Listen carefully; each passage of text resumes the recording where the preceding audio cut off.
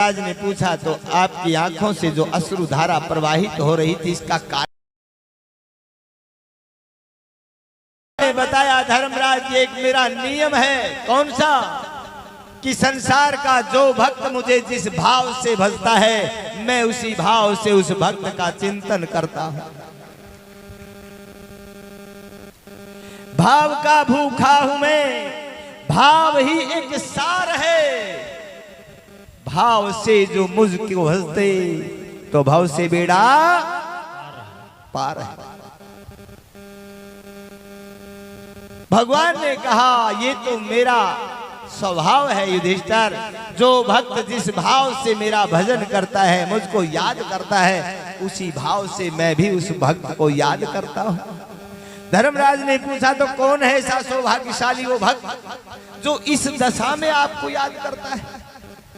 प्रभु ने बताया, कुरुक्षेत्र की युद्ध भूमि के मैदान में सरसैया के ऊपर लेटे हुए भीष्म पितामह आज इसी दशा में मेरा सुमरण कर रहे हैं, मेरा चिंतन कर रहे हैं। धर्मराज सूर्य कुल का सूर्य भीष्म पितामह अस्ताचल की तरफ जा रहे हैं, समय के रहते समझ जाना चाहिए। अब तक भीष्म पितामह जैसा विद्वान, शास्त्र का ज्ञाता, नीति का ज्ञाता, शस्त्र का ज्ञाता, राजनीति का ज्ञाता तुम्हारे वंश में कोई नहीं है, इसलिए समय के रहते उनसे जाकर के ये ज्ञान प्राप्त कर लो।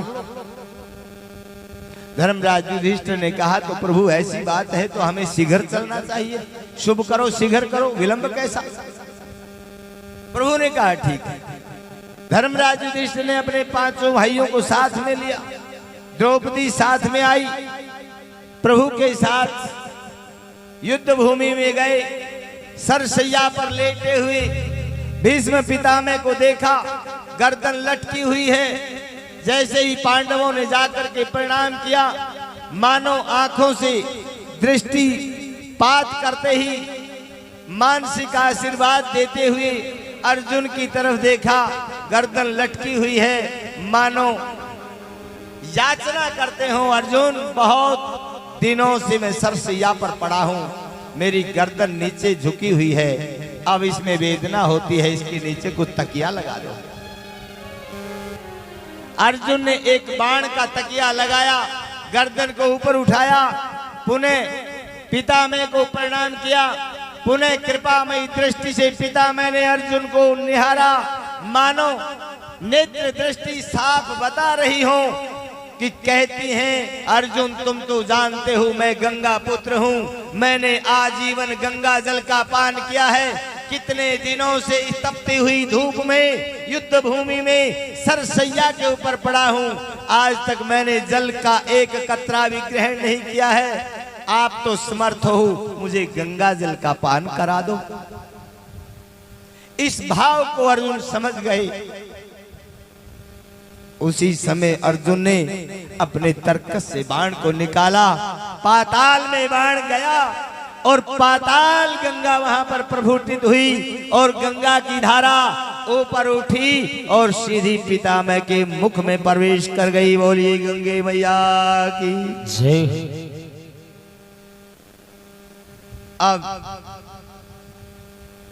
अब जैसे ही इधर उधर देखने लगे, मानो भीष्म पिता के नेत्र रूपी घोड़े अपने प्रियतम प्रभु कन्हैया को ढूंढते हो, क्योंकि पांडव तो सामने आ गए, कन्हैया तो पीछे खड़े, विचलित होते हैं।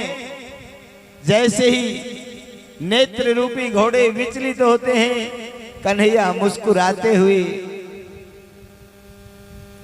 जैसे ही भीष्म पितामह के चरणों की तरफ आते हैं, भीष्म पितामह ने अपना हाथ आगे बढ़ाया, कन्हैया का हाथ अपने हाथ में पकड़ा और अपनी वेदना को भूल करके मुस्कुराते हुए भीष्म पितामह कहने लगे, कन्हैया आ गए हो अपना पर्ण पूर्ण करने। कन्हैया मुस्कुराने लगा, मानो कन्हैया ने इशारे में कह दिया हो भक्त बुलाए और मैं ना आऊं। अंतिम समय में गंगा पुत्र भीष्म के पास कन्हैया आए हैं। पांडवों को राजनीति सिखाने का तो एक बहाना था, लेकिन कन्हैया ने इस लीला को करना था। भीष्म वारे पिता में आज इतने ज्ञानी कैसे बन गए? आज ये ज्ञान कहां से? भरी सभा के अंदर तुम्हारी पुत्र वधू एक अबला इज्जत मिट्टी में मिलाई जा रही थी, नग्न किया जा रहा था, और उस समय तुम आंखें बंद करके आराम से मौन बैठे थे। भीष्म पिता मैंने कहा, बेटी उस समय दुष्ट दुर्योधन के अन्न से पाप का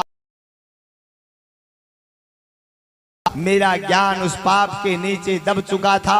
आज अर्जुन के बाणों ने मेरे शरीर के एक एक खून के कतरे को निकाल करके बाहर रख दिया है। मेरा ज्ञान पाप से मुक्त हो गया है, इसलिए मैं ये ज्ञान तुम्हें दे रहा हूं। बेटी ज्ञान तो था, लेकिन जैसा खाए अन्न वैसा होता मन। ये अन्न का प्रभाव है भाई।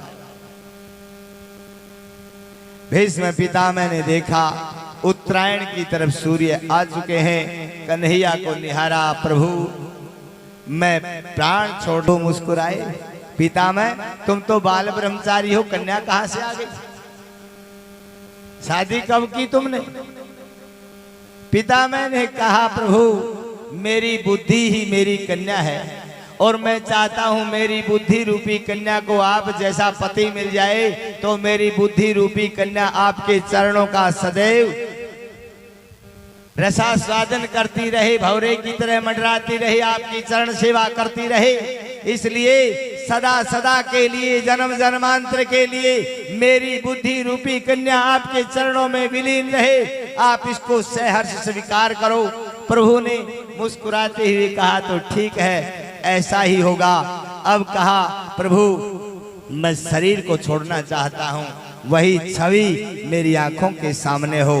प्रभु मुस्कुराए, कहने लगे, भीष्म पितामह बीता हुआ समय, वाणी से निकला हुआ शब्द, धनुष से निकला हुआ बाण कभी वापिस नहीं आता।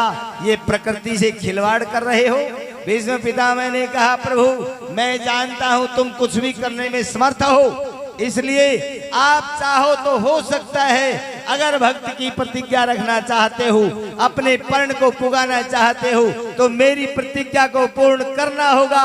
भीष्म पितामह बोलते जा रहे हैं। उसी समय भीष्म पितामह की आंखों के सामने वही कुरुक्षेत्र की युद्ध भूमि का मैदान, वही कौरव पांडवों की विशाल सेना, वही हाथियों की चिंगाड़े, घोड़ों की हिनाटे, दौड़ते हुए रथों की गड़गड़ाहटे। उसी समय टूटे हुए रथ का पहिया लेकर के दौड़ते हुए श्याम वर्ण के धूल से दूसरे सिंह के समान कृष्ण को आते हुए देखा।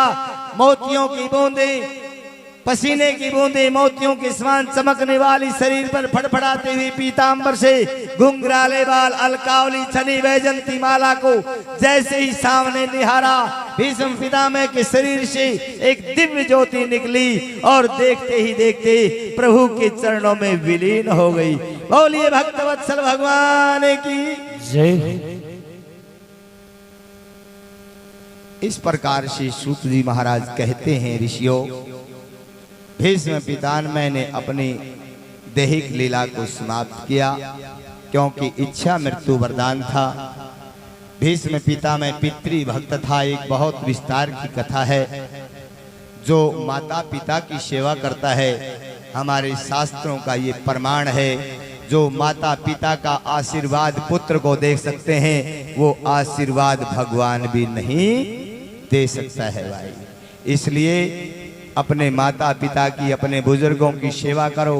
अगर जीवन में सुख चाहते हो, जीवन में सफलता चाहते हो, जीवन में तरक्की चाहते हो, जीवन में आनंद चाहते हो, जीवन में हर प्रकार की खुशी को चाहते हो, तो माता पिता की सेवा करो। उनके आशीर्वाद से आपको सब कुछ मिल सकता है। माता पिता की सेवा छोड़ करके दर दर की ठोकरें खाने वाले पैसे के लालची बंदो, सिवाय दुख के तुम्हें कुछ मिलने वाला नहीं है। इस प्रकार से श्री सूत जी महाराज कहते हैं, ऋषियों राजोचित विधि से पांडवों ने भीष्म का अंतिम संस्कार किया। बहुत विस्तार की कथा।